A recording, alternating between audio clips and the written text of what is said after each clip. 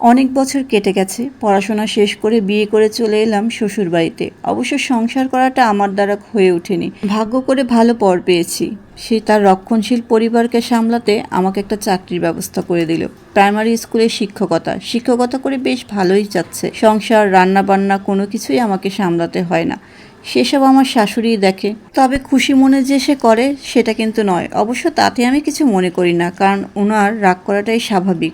স্কুলটা 2 গ্রাম পরে, হেঁটে যেতে হয়, তাই ক্লাস শুরু হওয়ার 1.5 ঘন্টা আগে বেরিয়ে পড়ি। ফেরার পথেও তাই 2 ঘন্টা লাগে। সারাদিন কেটে যায় বাহিরেই। সন্ধ্যায় গোসল করে আমার জানালার কাছে বসি। এই সময়টাই শুধু আমার জন্য।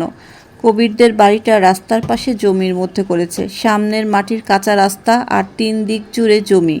আশেপাশে আর কোনো বাড়ি নেই। 3-4 মিনিট হেঁটে গেলেই ওদের পুরনো বাড়ি, যেখানে এখন ওর বয়স্ক দাদু ও চাচারা থাকে। জমি থেকে ফুরফুরে বাতাস আসে। আমি জানালার পাশে বসে উপন্যাসের পাতায় আটকে থাকি। ফুরফুরে বাতাস ও উপন্যাসের ঘোরে এই সময়টা আমার সব থেকে ভালো কাটে।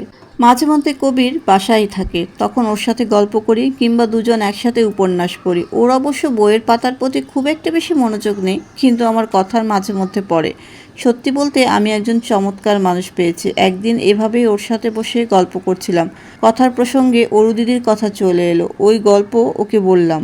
রাত হয়ে আসায় আমার শাশুড়ি আমাদেরকে খেতে ডাকলেন। খাওয়া শেষে দ্রুত শুয়ে পড়ি। সারাদিনে যা পরিশ্রম হয়, খাওয়ার পর ঘুমে চোখ ঢুলে পড়ে।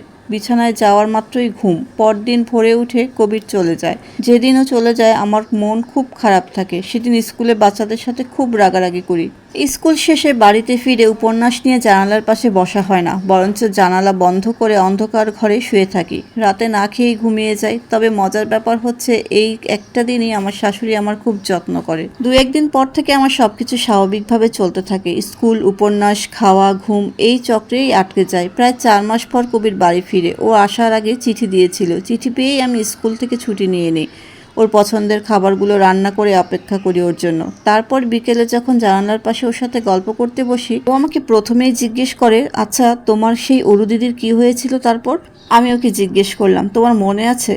সে আবার বলল, মনে থাকবে না কেন? আমিও বললাম, এমনভাবে বলছো মনে হয় ভুলে গেলে তোমাকে আমি জেলে পাঠাবো। আমি হাসতে হাসতে তাকে বললাম, আচ্ছা চলো দিদির কথা বলি। দিদির বিয়ে 3 বছরের মাথায় দিদির বর মারা যায়। মৃত্যুটা স্বাভাবিকই ছিল, তবে মারা যাওয়ার আগে ওই লোক ওনার সব কিছু দিদির নামে করে যায়। খুব বেশি কিছু অবশ্য ছিল না, বাড়ি, দোকান আর একটুখানি ধানের জমি। এই নিয়েই ওনাদের ছেলের সাথে খুব গন্ডগোল বেঁধে যায়। ছেলে পুরো এলাকায় বলে বেড়ায় ওই মহিলাই ওর বাবাকে দিয়ে জোরপূর্বক জমি আদায় করে নিয়েছে। তারপর ওই মহিলাই তার বাবাকে খুন করেছে। ছেলেরা বলে, নয়তো সুস্থ লোকটা কিভাবে মারা যায়। সে অবশ্য থানা পুলিশও করতে হয়, কিন্তু দিদি সেসবই করতে চায়নি। দিদি বরং তার ছেলেকে দেখে শুনে বিয়ে করে নিজে ওইখান থেকে চলে যায়। ওনার বড় চাচির ছোট ছেলে বউ নির্মলা। নির্মলা দিদি ছিল শহরের মেয়ে। যেমন সুন্দর দেখতে, আচরণও ছিল ঠিক তেমন। মনটাও ছিল খুব ভালো। নির্মলা দিদি ওই ঘরের বউ হয়ে আসে কিছুদিন পরেই। দিদির সাথে ওই বৌদির খুব ভালো একটা সম্পর্ক। ওই দিন দিদিকে শহরে একটা কাজের খোঁজ দেয়, মনে হয় কোনো কাপড় তৈরির কারখানা। দিদি ওখানেই থেকে যায়। দিদির ঠাকুমা মারা যায় বছরখানেক আগে। শুনলাম ওনার ঠাকুমা অনেক চেষ্টা করে আমবাগানের অর্ধেকটা দিদির নামে করে দিয়ে গেছে। দিদির সাথে শেষবার যখন দেখা হয়েছিল তখন বলেছিল আপাতত শহরেই থাকবে, কাজটা মন দিয়ে করবে যতদিন পারে। শেষ বয়সে আমবাগানে ফিরে এসে এই আমবাগানে ছোট্ট একটা বাড়ি করে থাকবে, এটা নাকি তার স্বপ্ন ছিল। কবির বলল, বাড়িটা হয়ে গেলে আমাকে বলো, দুজন একসাথে দিদির আমবাগানে বসে আম মাখা খাবো। আরাত্রিকার গল্পটা আজকের শেষ পর্ব ছিল। কেমন লাগলো অবশ্যই কমেন্ট করে জানাবেন। পরের ভিডিওতে নতুন কোনো গল্প নিয়ে হাজির হব। আল্লাহ হাফেজ।